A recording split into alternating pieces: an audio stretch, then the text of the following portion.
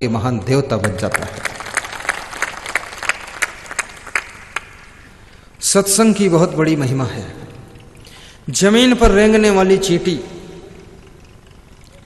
पैरों के नीचे रौंद दी जाती है, उसकी जिंदगी समाप्त हो जाती, लेकिन वही चींटी जब फूल का संग कर लेती है तो फूल के संग में आने से वही चींटी भगवान के ऊपर चढ़ जाती है, मंदिर में चढ़ जाती है, मोड़ी माता के ऊपर भेंट कर दी जाती है।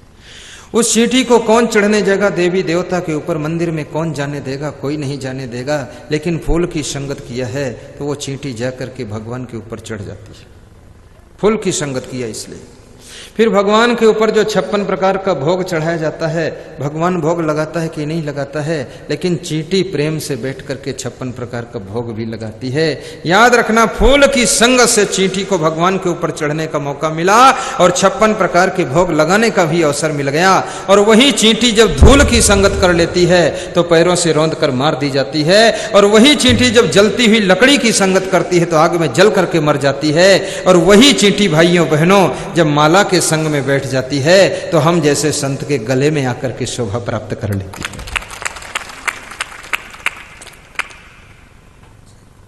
हमारा आपका जीवन भी संगत से बहुत प्रभावित होता है। इसलिए कबीर साहब ने कहा है कि संगत से सुख उपजे, कुसंगत से तुक होए, कहीं कबीर तह जाइए जा अपनी संगति होए। कई मंथरा के संग से प्रभावित हो जाती है तो मंथरा के बहकावे में आ जाती है, अविद्या में पूरा सिस्टम बिगाड़ देती है। जिनकी संगत में बैठना, याद रखना, उनके बहकावे में भी मत आना, थोड़ा अपने विवेक से भी काम करना। और ये भी याद रखना कि अविद्या की मंथरा भले मर गई है, लेकिन आज गांव-गांव में मंथरा तमाम पैदा हो गई है। मंथरा की कमी नहीं है, मंथराओं से सावधान रहना, नहीं तो तुम्हारे घर में भी अविद्या कांड हो जाएगा और बहुत बड़ा गड़बड़ मचा देगी।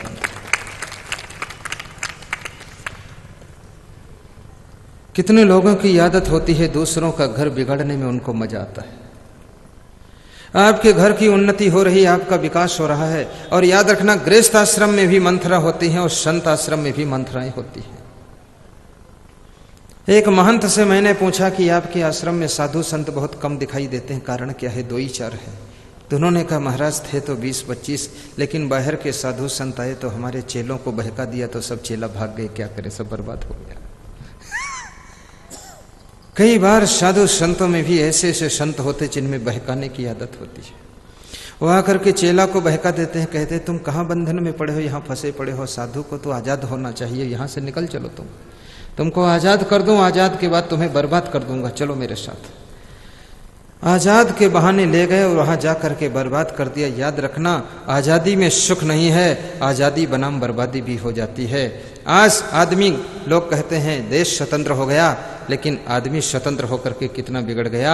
ये आदमी दारू का गुलाम हो चुका है, ये आदमी बीड़ी का गुलाम है, सिगरेट का गुलाम है, पुड़िया का गुलाम है, पान का गुलाम है, सुपारी का गुलाम है, तंबाकू का गुलाम है, ये आदमी गांजा अफीम चर्च का गुलाम है, ये आदमी भोगों का गुलाम है। आदमी अभी स्वतंत्र कहाँ हुआ है? देश स्वतंत्र हुआ है, देश के वासी आज भी परतंत्र हैं। इनको नशा की गुलामी से छुड़ाने के लिए कोई महात्मा गांधी का फिर से अवतार होगा, कोई संत बन करके आकर के अपने सत्संग की गंगा बहा करके तब तुम्हारे बुराइयों की गुलामी से तुमको मुक्त कर सकेंगे, तब तुम्हारा जीवन पूरा आजाद होगा।